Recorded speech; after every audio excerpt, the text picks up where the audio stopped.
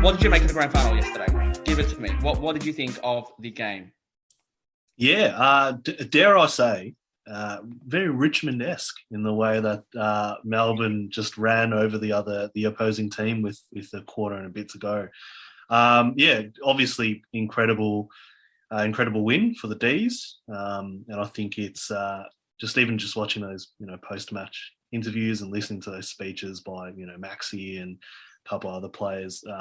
It felt like it was really significant, not just because they've broken that 57-year drought or streak, but someone's been looking at the stats. 57 was it? I believe so.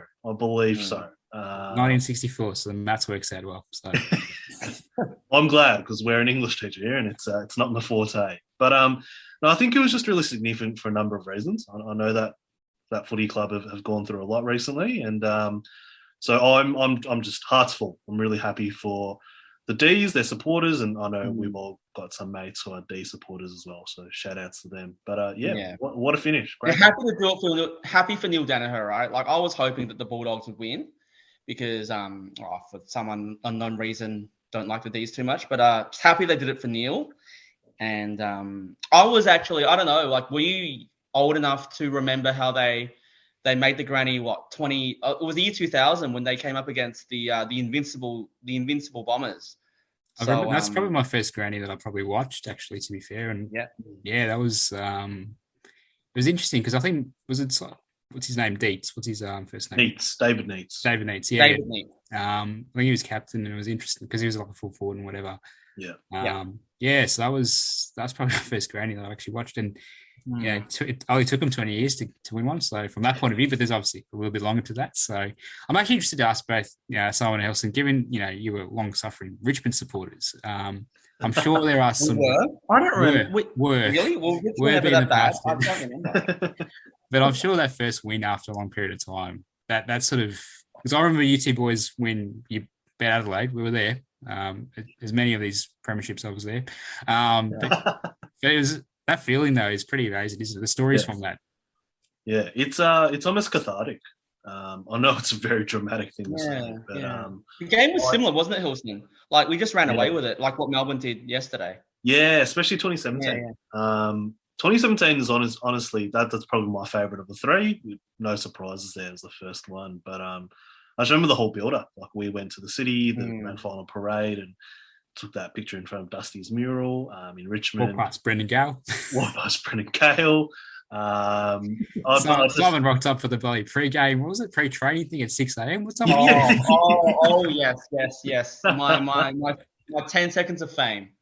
That was awesome. But no, this is a D segment. Let's Richmond's had their time. We'll come back. Let the Dees have the yeah. Actually, Hilson, you're I just thought I think was it you or George before bringing up the press conference, not the press conference, the on-field after the game chats with the reporters. Yeah. And Hilson, what do you like? The Jack Viney quote stood out amongst all of them. And I might just read this to you because not George can obviously have can chime in as well. But Richmond have had their moments where we've been beaten by 10 goals, 15 goals. So this was Jack Viney's response to a reporter question yesterday. So he was like, my first year we won 2 games. I'm pretty sure in 2010 Hilson Richmond won 1 game, if not 2. I don't know. My first game we were beaten by 79 points. My second game 148. We were coming off the field and had supporters throwing scarves at us. I think they were throwing worse stuff at Punt Road when we were losing, week in, week out. We were the laughing stock of the competition, and we've just won a premiership for the first time in God knows how long. So how do you respond to that, Hilson? Maybe putting on your Richmond supporters hat for a little bit. If you're in his shoes, how would you be feeling if you're a player, having suffered years of hardship and then coming through for a breakthrough premiership? Yeah, I'd probably be feeling pretty good about putting you on the spot, obviously. I'm not going to lie, I'd be feeling pretty good about myself. But I think there's also a sense of obviously there's a sense of achievement and happiness. Yeah. Yes, we've won the premiership, but it's also I think you also lift that burden off the entire supporter bases. Monkey off the back, huh? Yeah, monkey off the back, if you will. Yeah, I think all of us have been long-suffering sports fans at some stage. Obviously, George is a blues man, and look, I don't think success is too far around. I think it's just around. I think it is just around the corner, and obviously the Vossi hiring, I'm really optimistic about it. But no, I would imagine Jack and everyone else really associated with that club just had a massive burden taken off their shoulders. Yeah. So, George, as a Carlton supporter, you have not tasted success for a long time. Just stating facts, not having a go at you. No, it's 100%. Yeah. What's your take on what's your response to Jack Viney's quote? You're quite happy for him, yeah. No, and when eventually you guys break through, I'm sure. How would you be feeling when Carlton do make their how many premierships have you won so far? 16, mate. So when number 17 eventually rolls around, how would you be feeling? Sweet 17. I know it's sweet 16, but sweet 17 is going to be fun. You know what's really funny though? I was thinking about when he was talking about that sort of stuff, and you can sort of link.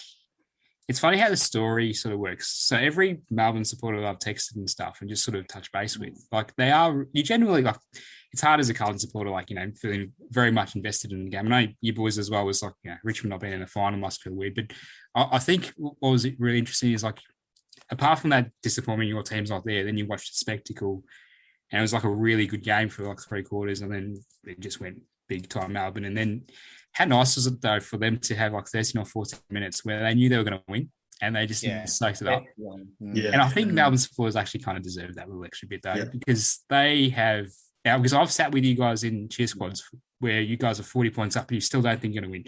I feel like, and I think that's a Richmond thing. I think Melbourne supporters do love the fact that they just sort of can enjoy that because it has been a very long time. But, it's, you just do it for all the cool stories as well. And I think sometimes those moments, those really big wins, like not points wise, but just the moment of a big win does like take away from all those other hardships and tricky bits from the past and stuff.